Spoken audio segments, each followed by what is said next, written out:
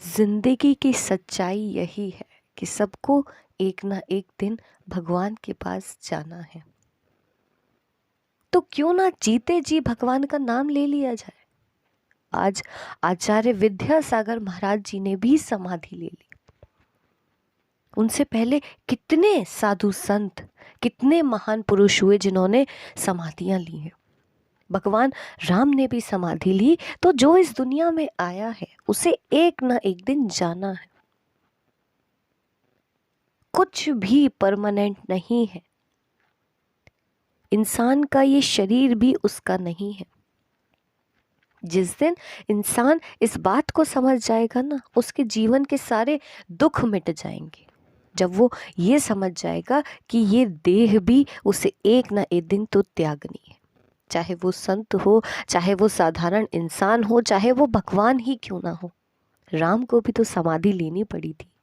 सबको एक ना एक दिन ये संसार छोड़कर जाना है। तो इंसान क्यों मोह माया में फंसा हुआ है, क्यों राग द्वेष रखता है, क्यों वो ईर्ष्या करता है, क्यों इंसान छोटी छोटी बातों पर दुखी हो जाता है। अगर कुछ नहीं मिलता तो उदास हो जाता है, और कुछ मिल जाता है तो खुश हो जाता है। जबकि कुछ भी स्थायी नहीं है, कुछ भी परमानेंट है ही नहीं। हमारा ये शरीर भी एक ना एक दिन हमें छोड़ देगा। इतने बड़े संत थे, कुंडली जागृत कर सकते थे, जो चाहे सामने प्रकट कर सकते थे, फिर भी मृत्यु को तो कोई नहीं रोक सकता ना। स्वयं भगवान को भी ये संसार को छोड़कर जाना पड़ा।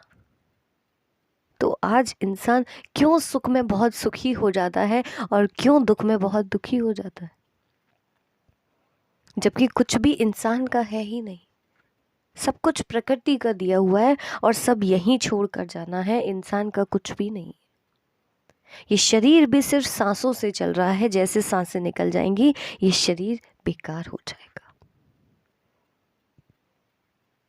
तो त्याग सीखो, तपस्या सीखो, दुख में जीना सीखो, क्योंकि दुख भी परमानेंट नहीं है, सुख भी परमानेंट नहीं है। इसीलिए अहंकार मत करो, इसीलिए किसी से जलो मत, क्योंकि सब एक ही है। सबको बनाने वाला तो भगवान ही है ना। किसी में कोई अंतर नहीं है। हम सब भगवान के ही अंश हैं और हम सबको एक बार भगवान के पास जाना ही है। तो क्यों ना जीते जी भगवान का भजन कर लिया जाए, भगवान को याद कर लिया जाए, भगवान को शुक्रिया कर दिया जाए कि आपने हमें ये जिंदगी दी, बहुत बहुत शुक्रिया। आपने हमें मानव जीवन दिया।